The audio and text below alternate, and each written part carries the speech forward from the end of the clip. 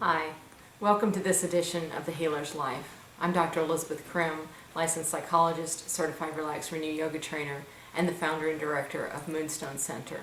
We put out a newsletter each month for healthcare professionals, educators, spiritual directors, and other people who are in the process of offering healing or healthcare or some kind of intervention that attends to holistic health and wellness or healing for those that they serve and work with. It's an exciting time as we enter into 2014, and a lot of us talk about it as being a new year, and it is. But we also talk about it as we're returning off of a hectic holiday season, if you had one, or a quiet and calm and restive holiday season, if you had one. You're returning to work in your professional life, and you may be finding that it is kind of difficult to get back in your routine, and people talk about getting back to work or getting back to the professional life. I've used that same language myself. The reality is we're moving into a new phase. It is a new day, a new year, a new season, a new month. It's lots of newness that we are moving into. And in that process, we can take a moment to be present to this new place we're in that we've never been in before. And what I want to invite you to is to attend to being present to yourself, mind, body, and spirit. When you hear me talk or read my writings or come to my trainings, you know that when I'm talking about mind, body, spirit, I'm more specifically talking about attending to ourselves and others at a level of mental, emotional, spiritual, physical, and relational, in all those aspects and how they interface with one another. So I invite you to do that as you move through your day, as you move into each day as you get up in the morning before you even get out the door. Take a moment to take some deep breaths in and out. Maybe do some yoga poses, maybe attend a yoga class or go for a walk. Do something that cues you to attend to your mind and your body. I struggled with chronic fatigue for several years and am doing much better, but I found myself coming off of the holiday season rather fatigued.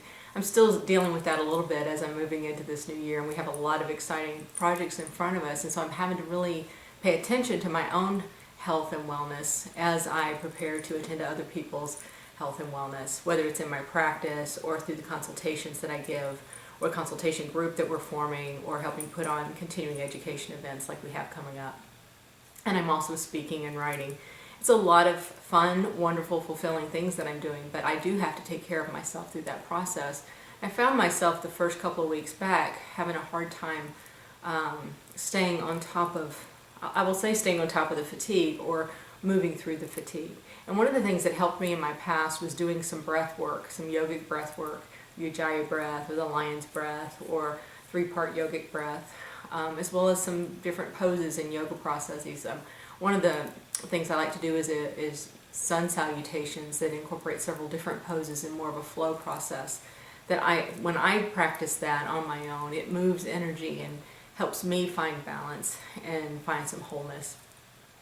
I'm not saying that everybody should do yoga, but I do incorporate it with my clients. I refer my patients, my clients to a yoga therapist who I work with very closely, Simone Marquet, and also acupuncturist Kathleen Lowry, and also psychiatry and other more traditional needs that I see the patients needing. But I'm actively attending to body and them.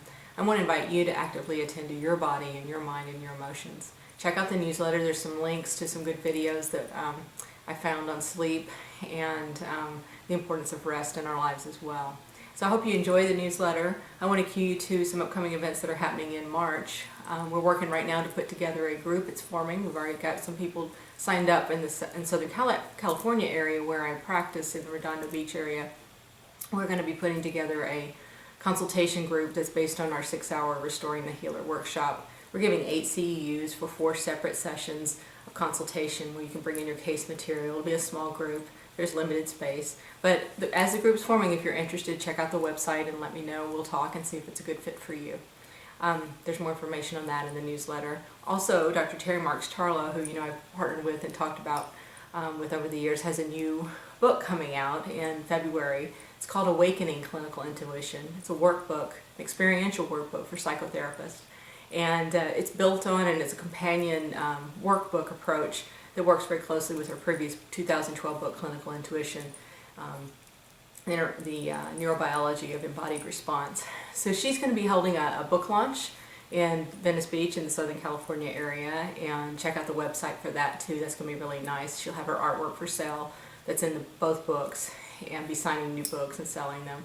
And then we're later going to be she's going to be doing a workshop consultation on each chapter of the book that Moonstone Center is working with her to do the CEUs for that, for you, those of you who are interested in getting continuing ed.